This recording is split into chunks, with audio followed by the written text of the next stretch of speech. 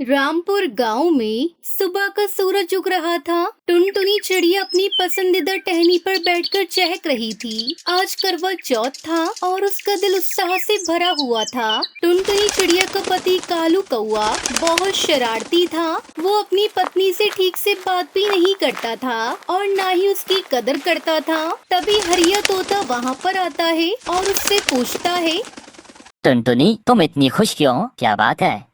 ओ हरिया तोता, आज करवा चौथ है। मैं अपने प्यारे कालू जी के लिए करवा चौथ को उपवास रख रही हूँ। ये बात सुनकर तोता हंसते हुए बोला, युवा प्रेम, पर याद रखना, प्रेम सिर्फ उपवास का नहीं, छोटे छोटे कामों का भी होता है। टुनटुनी ने हरिया तोता की बात सुनकर उससे कहा, मैं जानती हूँ, पर मैं उसे दिखाना चाहती हूँ कि मैं उसकी कितनी परवाह करती हूँ। जैसे जैसे सुबह बीत रही थी, रामपुर गांव में उत्सव का माहौल बन रहा था। सभी पक्षी तैयारियों में लगे थे। सुंदरी कौवी फूल इकट्ठा कर रही थी। तभी उसने टुनटुनी से पूछा, अरे ओ टुनटुनी, क्या तुम मेरी मदद करोगी? बिल्कुल सुंदरी कौवी, फूल हमेशा सबको सुंदर बनाता है। इसी बीच कालू शरारती कौवा वहाँ आया और टुनटुनी को चिढ़ाते हुए बोला, टुनटुनी, तुम अपने उपवास के बारे में सोच रही हो? हाँ कालू, मैं तुम्हारे लिए उपवास रख रही हूँ। मैं तुम्हें दिखाना चाहती हूँ कि मैं तुम्हारी कितनी परवाह करती हूँ। ये बात कहते हुए टुनटुनी की आंखें चमक रही थी। जैसे ही सूरज ढलने लगा, सारी मादा पक्षी गांव के बीच में इकट्ठा होने लगी। वहाँ रंग बिरंगी लाइटें लगी थी और मिठाइयों की खुशबू चारों ओर फैल रही थी। टुनटुनी यहाँ आओ। मीठी तोती ने चिल्लाते हुए टुनटुनी से कहा। टुनटुनी ने जल्दी से मीठी के पास उड़ान भरी। सभी मादा पक्षी वहाँ थी और बातें कर रही थी। यहाँ का खाना देखो, मैं तो हर एक चीज को स्वाद लेना चाहती हूँ। हाँ सुंदरी कवि, पर याद रखो, हमें चांद निकलने तक व्रत रखना है। उसके बाद ही हम कुछ खा पाएंगे। अरे थोड़ा सा खाने में क्या हर्ज है टुनटुनी? ऐसे ही बातें करते हुए समय बीत गया। शाम हो गई। जैसे ही चांद आसमान में उगने लगा, सभी मादा पक्षी एकत्रित हो गई। टुनटुनी ने अपने दिल की धड़कन को महसूस किया। देखो, चांद निकल रहा है। अब हम अपना व्रत तोड़ सकते हैं। टुनटुनी ने कालू को देखा और उसके चेहरे पर मुस्कान थी। कालू, मैंने तुम्हारे लिए उपवास रखा है। मैं तुम्हें दिखाना चाहती थी कि मैं तुम्हारी कितनी परवाह करती हूँ और तुमसे कितना प्यार करती हूँ। मैंने तुम्हारी लंबी उम्र के लिए करवा चौथ का व्रत रखा है। कालू मुस्कुराते हुए बोला, और टुनटुनी, मैं उसकी सराहना करता हूँ। टुनटुनी, तुम मेरे लिए उपवास रख रही हो, लेकिन टुनटुनी, तुम उपवास रख रही हो, ये तो बहुत बेवकूफी है। कालू, क्या तुम नहीं समझते? ये प्रेम का प्रतीक है। प्रेम? तुम्हें उपवास रखकर क्या मिलेगा? कालू ने हंसते हुए कहा। ये सुनकर टुनटुनी ने गुस्से में कहा, तुम्हें ये बात समझ में नहीं आएगी कालू। प्यार का मतलब सिर्फ खाना नहीं है। जैसे ही चांद पूरी तरह से उग आया, सभी मादा पक्षी एकत्रित होकर उसकी पूजा करने लगी। टुनटुनी ने चांद की ओर देखा और प्रार्थना की, चांद मामा, कृपया हमारे प्रेम को हमेशा मजबूत बनाना। ये बात उसने मन में कही। टुनटुनी, तुमने बहुत अच्छा किया, पर हमें कालू के बारे में भी सोचना चाहिए। वो तो हमेशा शरारतें करता है। कालू कौवे ने देखा कि टुनटुनी और उसके दोस्त खुश हैं। उसने सोचा कि उसे उनके उत्सव को खराब करना चाहिए और उनकी खुशी को बर्बाद कर देगा। वो अपनी शरारती योजनाएं बनाने लगा। अगर मैं उन्हें डराने में सफल हो गया तो ये करवा चौथ बर्बाद हो जाएगा।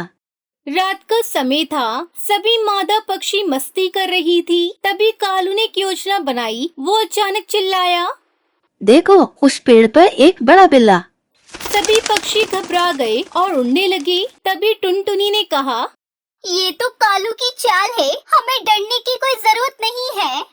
लेकिन टुनटुनी, अगर वो सच में आया तो फिर हम क्या करेंगे?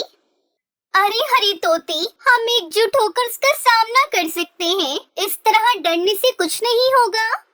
सभी पक्षियों ने एकजुट होकर कालू के खिलाफ खड़ा होने का निर्णय लिया। हम डरने वाले नहीं हैं। हाँ टुनटुनी, तुमने सही कहा, हम सब एक साथ हैं।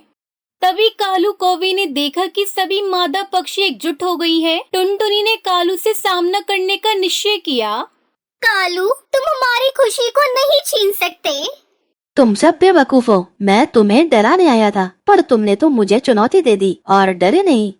लेकिन कालू कौवे की चालाकी अब काम नहीं आई। सभी पक्षियों ने मिलकर कालू को समझाया कि प्रेम और एकता की ताकत सबसे बड़ी होती है। उनकी बातें सुनकर कालू को अपनी गलती का एहसास हो गया। मुझे माफ कर दो, मैं गलत था टुनटुनी। मैंने हमेशा तुम्हारे साथ गलत सलूक किया है। फिर टुनटुनी चिड़िया ने कालू को माफ कर दिया और उत्सव को फिर से शुरू किया। सुनो पक्षियों, इस बार हम सब मिलकर करवा चौथ मनाएंगे। और मैं भी इस बार सही तरीके से जुड़ूंगा। ये बात कालू ने कही। अब वो बदल चुका था। करवा चौथ के उत्सव ने रामपुर के सभी पक्षियों में प्रेम और एकता की भावना को मजबूत किया। टुनटुनी और कालू ने सीखा कि प्यार और दोस्ती सबसे महत्वपूर्ण है। गांव में हर साल करवा चौथ मनाया जाने लगा और ये न केवल प्रेम का प्रतीक बना, बल्कि एकता और मित्रता का भी। टुनटुनी ने अपने सभी दोस्तों के साथ मिलकर हमेशा के लिए एक नई परंपरा शुरू की और सभी पक्षी खुश रहने लगे। इस तरह रामपुर गाँव में प्रेम, मित्रता और एकता के एक सुंदर संदेश फैल गया और सभी ने बड़े ही धूमधाम से करवा चौथ मनाया। सुंदरवन नाम के एक जंगल में कालू कौवा अपनी पत्नी टुनटुनी चिड़िया और बेटी सुनहरी चिड़िया के साथ रहता था। कालू कौवे के पास खेती करने के लिए जमीन तो थी, लेकिन साधन ना के बराबर थे। घर के हालात देखकर उसकी पत्नी टुनटुनी चिड़िया उससे कहती है, मेरी बात मान लीजिए जी, मुझे कड़कनाथ सेठ के यहाँ काम करने दीजिए। साफ सफाई और घर के काम ही तो करने हैं, क्या फर्क पड़ जाएगा? वहाँ जाकर काम कर लूंगी तो कम से कम घर के राशन पानी का तो खर्चा निकल ही जाएगा। ऐसी बात मत किया कर टुनटुनी, तेरी बातें मेरे दिल को छलनी कर देती हैं। ये मेरे लिए मर मिटने जैसा हो जाता है। तुम जानती नहीं हो उस सेठ की नीयत कितनी गंदी है। वो अपने घर पर काम करने वाली हर चिड़िया पर बुरी नजर रखता है। नहीं, तू वहाँ काम करने नहीं जाएगी बस। दोस्तों, कल की वीडियो में आपने इतने कम लाइक क्यों किए? मुझे बहुत बुरा लगता है। दोस्तों, जब मैं आपके कहने पर कहानी बनाती हूँ और आप बहुत कम लाइक करते हो, और जब आप कम लाइक करते हो तो मुझे वीडियो बनाने का बिल्कुल भी मन नहीं करता है। तो प्लीज दोस्तों, अब इस वीडियो पर जाकर लाइक कर दो। कालू कौवा दिन भर इसी चिंता में रहता था कि वो अपनी पत्नी और बच्ची को ढंग का खाना भी नहीं दे पा रहा था। कालू कौवा जब भी जंगल में किसी से मदद मांगने जाता तो सभी पक्षी उसे मना कर देते। एक दिन अपने खेतों को फावड़े से खोदते खोदते वो अधमरा सा हो गया।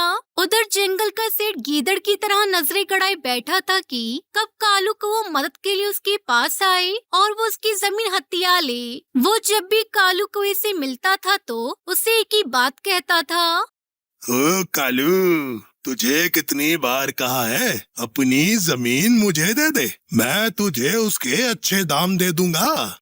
नहीं साहब, पैसे तो एक दिन खत्म हो जाएंगे, लेकिन जमीन ये मेरे पिताजी की निशानी है। भला इन्हें मैं कैसे बेच सकता हूँ?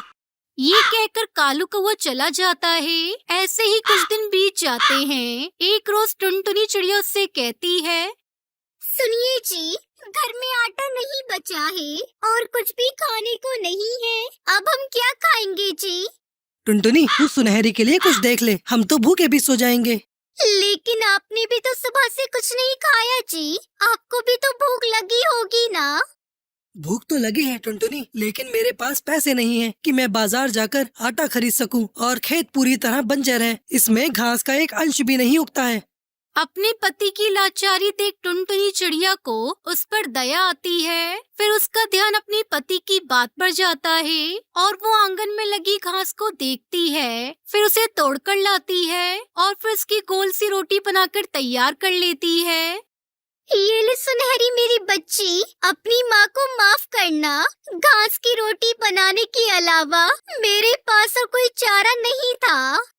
तो क्या हुआ माँ? मास्टर जी कहते हैं अगर मुश्किल वक्त में कुछ भी खाने को मिले तो भगवान का प्रसाद समझकर खा लेना चाहिए। बिल्कुल सच कहा मेरी बच्ची। फिर जैसे ही सुनहरी चिड़िया कालू कौवा उसे अपने मुंह में डालते हैं तो उसे खाकर कहते हैं, वाह माँ, ये तो बड़ी ही स्वादिष्ट है। मैं तो पेट भर कर खाऊंगी। आज तो मजा ही आ गया। हाँ टुनटुनी, ये तो लाजवाब है। ये रोटी तो गेहूं के आटे से भी अच्छी लग रही है। फिर टुनटुनी की आंखों से आंसू बहने लगते हैं। मैं जानती हूँ कि ये इतनी अच्छी नहीं है। आप दोनों बस मेरा मन रखने के लिए कह रहे हैं, लेकिन मेरे पास आप दोनों को खिलाने के लिए कुछ भी नहीं था। मुझे माफ कर दो। टुनटुनी, तूने मेरे बुरे वक्त में बहुत साथ दिया। अब तू रो मत, मैं कल ही काम की तलाश में शहर के जंगल जाता हूँ। फिर उन तीनों की आंखों से आंसू बहने लगते हैं। तभी दरवाजे पर एक बंटी नाम का कबूतर आता है। अरे सुनिए, क्या ये कालू जी का घर है? उनके लिए कुछ खास तोहफा है। जी हाँ, ये उन्हीं का घर है। बताइए क्या काम है? तभी कालू कौआ आता है। क्या बात है भाई साहब? दरअसल मैं लॉटरी विभाग से आया हूँ। कुछ महीने पहले जो आपने लॉटरी खरीदी थी, उसका आज रिजल्ट आया है और आपने इस लॉटरी को जीत लिया है, जिसका इनाम पूरे 25 लाख रुपए है। 25 लाख रुपए? हाँ जी, और साथ में ये आज का खाना हमारी कंपनी की तरफ से आपके लिए। ये सुनकर कालू कौआ, टुनटुनी और सुनहरी चिड़िया सब बहुत ही खुश होते हैं। माँ, भगवान ने आपकी प्रार्थना सुन ली। अब हमें भूखा नहीं सोना पड़ेगा। हाँ बेटा, जिसकी इतनी अच्छी बच्ची हो उसकी भगवान क्यों नहीं सुनेगा। अब उनके दिन बदल जाते हैं। फिर कालू खेती करने का सारा सामान खरीद लेता है और अपने खेत में डालता है और फिर उसके खेत में फसल उगाती है। साथ ही वो अपने लिए पक्का घर भी बनवा लेता है। देखते ही देखते अब वो उस जंगल का सबसे अमीर पक्षी बन जाता है और खुशी खुशी अपने परिवार के साथ रहने लगता है।